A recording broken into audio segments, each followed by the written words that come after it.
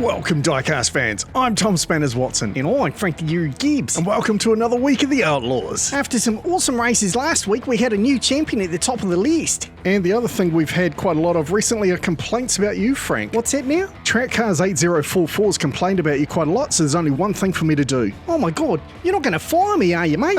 Hell no. No, screw that guy. So much so, I'm going to get you to do this whole show all by yourself. Really? Just me by myself? Have at it, mate.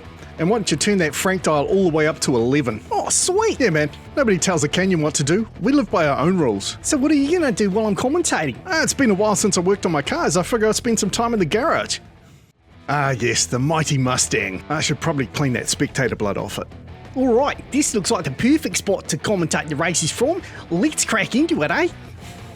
First up, we got Mike Murphy driving Wildfire. He's going up against JB driving Hat-Trick.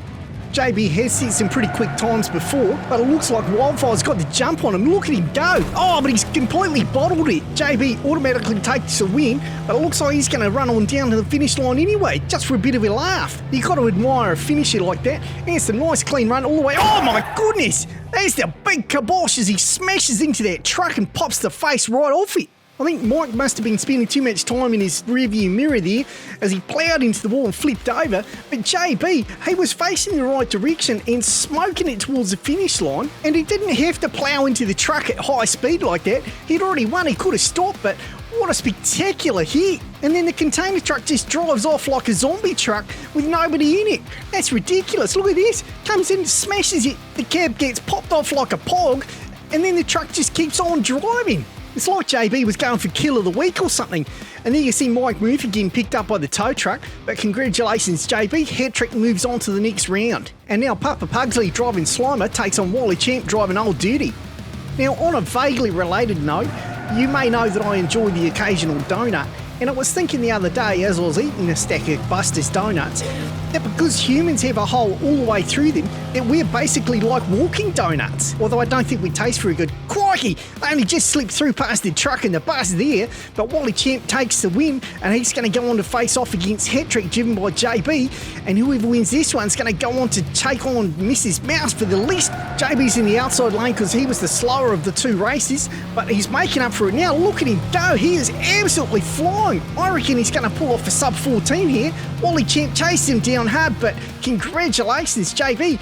Wow, after a great race like that, it's time for a schooner, I think. Ah, delicious. When you're as thirsty as your car, you want petrol-head drinks.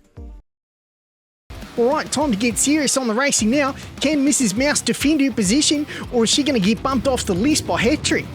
I know that JB has tried a number of times. He's desperate to get back on the list. He was on briefly in the last season, and it looks like he's cranking it out at the moment. Takes the lead. Mrs. Mouse right on his bumper. She tries to go up the inside, but he shuts the door. He gets completely loose going down the straight.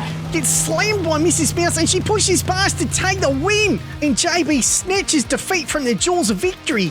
Mrs. Mouse put the pressure on him there. I thought she was going to take him, but she did manage to do it in this last corner after giving him a slap upside the head.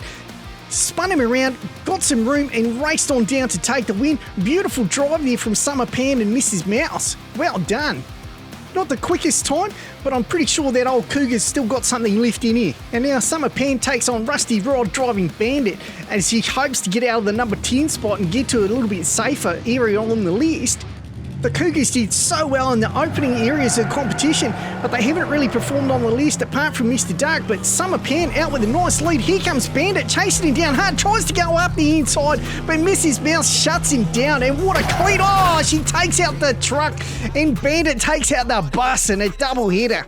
Rusty Rod tries to force his way up the inside of Mrs. Mouse here, but she just keeps her foot pinned to the floor and takes off, and then she completely buggers the fed up truck by nailing that, and Bandit comes down and nails the bus as well. But best of all, I've got a front row seat sitting here and it looked amazing. That was so much fun. I think that calls for a celebratory beer. Oh, that's good. And those two are going to have a lot of explaining to do to their insurance company, because that's more than just a bit of a bingle. But congratulations, Mrs. Mouse. You move on and take up the number 9 spot and get to take on Dirty D.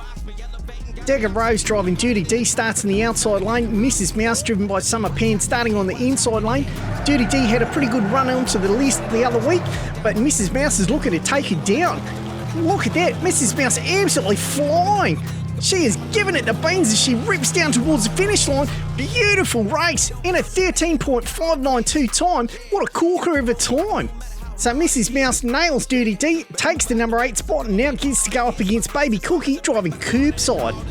Baby Cookie comes from Junkyard Joust and we actually won one of the competitions over there. You should go and check out the channel, it's quite a lot of fun. Mrs. Mouse gets away, takes an early lead. Curbside goes crooked. Oh no, and Mrs. Mouse is completely cooked and ended up on her roof. Summer Pen had such a good lead here. Looked like Baby Cookie was trying to play duty and take her out. Mrs. Mouse too clever for that, but unfortunately not clever enough to take the dog lead without flipping over. So even though Baby Cookie doesn't finish, she is going to take the win while Mrs. Mouse gets picked up by the tow truck. So no time registered, but that's the way the cookie crumbles. Or I suppose in this case the cookie didn't crumble, the cookie actually won. Alright, Curbside now goes up against Radio Flyer driving Nighthawk. Now Nighthawk's been flipping quick recently, but he does seem to be having some problems with his gear changes where he misses gear every now and then. Baby Cookie out in the lead, Radio Flyer getting left behind. Curbside making up for that last race, nice and straight all the way down and takes a great time, and here comes Nighthawk finally. I don't know what's going on with that car. If you haven't got one already, you should probably get yourselves a beer too, because they're delicious. Right, Curbside goes up against Daddy G driving Ratbird this time. Daddy G, quite the OG of the track. He's been around since ages ago and he's world famous at Chaos Canyon. And look at him go. But here comes Baby Cookie, what an overtake. That was a ripper. She gets a bit of a reverse drift going and still manages to take the win. Daddy G coming in second. What a brilliant overtake here. You see Baby Cookie line it up, give it the beans and just plough through the corner and then taunts Daddy G all the way down to the finish line. And I've never seen a car reverse drift like that. That's incredible. Congratulations, Baby Cookie. You've taken down Daddy G, the OG of the track, and you move on now to take on the previous king of the track, the Baroness, driven by Rubber Toe. I've got to say, I think Curbside's got a good shot here. The Baroness may have outlived her day. She was great to begin with, hard to take down, but she's been struggling recently and falling down the list. Although, there she is streaking away. I think she's going to make me eat my words. What a run from Rubber Toe. Clean all the way and a sub 14 second time. And Baby Cookie just crawls across the finish line. Rubber Toe back in the saddle by the look of it. He's now going to take on his nemesis Vagabond and see if he can crank back up the list to number 3. Well, that calls for another drink. Alright, come on Vagabond, crank those flames up. But there goes the Baroness again taking the lead. Oh, goes sideways, Vagabond hits him. I think that might have been a bit of a dirty tactic from Rubber Toe there. Once he was in the lead and then he never looked back, takes the win. Bit of a slower time, that one, 15.168, but a win is a win. And he's now going to go on to take on Mr. Dark driving Diabolical.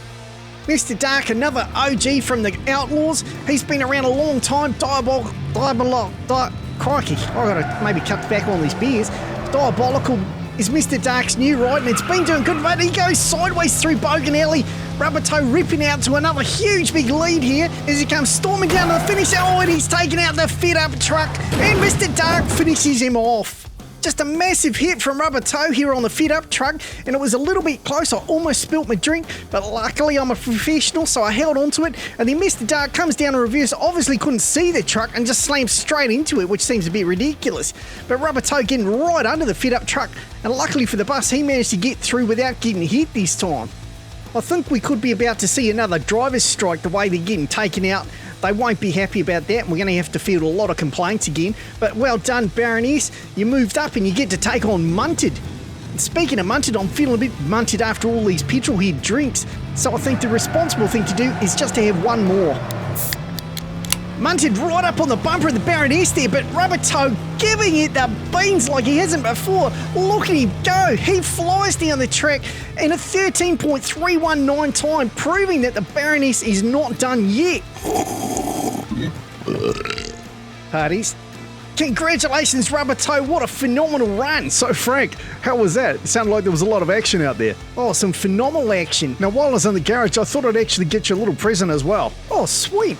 What'd you get me? I made you a t-shirt. Oh, mate, it's amazing. And if you want to back Frank, head over to chaoscanyonmerch.online and get your own Vote for Frank t-shirt. And I'd just like to say a special thanks to TrackCars8044, because without your comments about me, I wouldn't have had this special episode. So thanks a lot, buddy. All right, well, you've done most of the episode, Frank. You want to take us out? Sure. I'm Frank the Era Gibbs. He's Tom Spanners Watson. We hope you've enjoyed this, and we look forward to seeing you next time.